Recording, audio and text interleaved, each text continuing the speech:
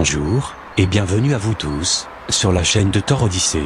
Souvenez-vous, il y a 3 semaines, une vidéo d'un ovni cylindrique, en forme de cigare, filmé dans le ciel de Korostene, en Ukraine. L'engin a fait connaître sa présence en plein jour, le 6 mars 2014. Depuis 48 heures, beaucoup de sites, américains, anglais, français, allemands, australiens, et autres, sont en effervescence, sur la révélation officielle de l'antigravité. Ceci est officiel, les États-Unis ont déployé un nouvel atout militaire, spectaculaire, dans le ciel de l'Ukraine. Les médias télévisuels dans le monde seront en mesure de signaler dans quelques jours le développement et le déploiement du tout nouveau Sky Dreadnought. Le Sky Dreadnought est un système d'armes militaires les plus avancés dans l'histoire de l'existence humaine. Ce navire cylindrique, en forme de cigare, mesure près de 3000 pieds de long, soit 914 mètres, ce qui ressemble à une longueur de 3 porte-avions. Il vole en vertu d'un système d'antigravité, ce qui lui permet de fonctionner à n'importe quelle altitude sur Terre, même dans l'espace, et de revenir, sans avoir besoin de moteur d'avion, d'hélice, de réservoir de carburant massif, ou de moteur de fusée. Tout ceci est réalisé par la manipulation de la gravité terrestre, qui, pour toutes fins utiles, offre des possibilités de mouvement illimitées. Il y a effet zéro gravité sur l'équipage ou les systèmes à l'intérieur de l'engin. Il peut manœuvrer à angle droit, à des vitesses impossibles auparavant, sans que l'équipage ne subisse des forces G. Le Sky Dreadnought peut facilement se déplacer à plus de 10 000 miles par heure, soit un peu plus de 16 000 km à l'heure, à l'intérieur de notre atmosphère terrestre, ou s'arrêter et planer. Totalement silencieux, il peut atteindre ces vitesses incroyables, il peut le faire presque instantanément, ce qui rend cette technologie totalement intouchable par tout système d'armes sur la Terre.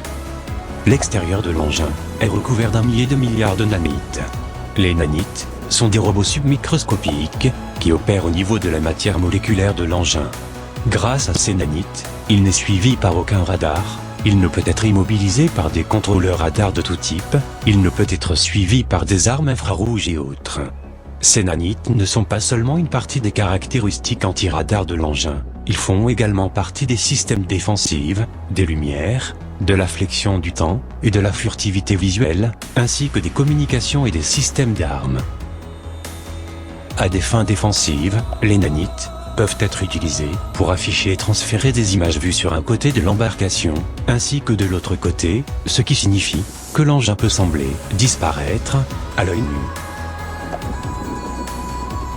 Voici une photo de l'une des sections extérieures de la coque du Sky Dreadnought. Le Sky Dreadnought n'utilise pas d'armement conventionnel. Toutes ces armes sont un type de faisceau d'impulsion plasma qui, lorsqu'il est vu à l'œil nu, semble être bleuâtre, blanc, axé d'un éclairage intensif.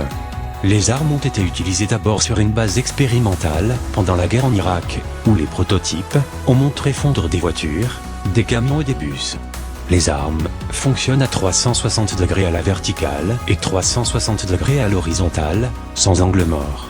Rien ne peut échapper à ces armes et aucun objet fabriqué par l'homme sur Terre ne peut supporter d'être frappé par un tel rayon. Tout métaux fondrait, le béton serait réduit en poudre instantanément, et le corps humain serait brûlé en moins d'une seconde. Le Sky Dreadnought, qui a finalisé son test dans le ciel de l'Ukraine, le 6 mars 2014, se trouve être basé à 2100 mètres de profondeur, quelque part dans l'océan Indien. Voici une des sections internes du Sky Dreadnought, spécialement créée à partir de matériaux inconnus officiellement, conçus pour protéger l'équipage et l'équipement. Cette conception et construction du Sky Dreadnought a été un grand défi, en raison de la complexité et de la technologie employée. Il a fallu plus de 25 ans, et littéralement des milliers de dollars, pour développer cet engin. Plus de 40 pays ont participé au financement du Sky Dreadnought, ainsi que plusieurs entreprises dans le monde sous des faux noms, qui ont fourni tout l'équipement technologique qu'ils souhaitaient.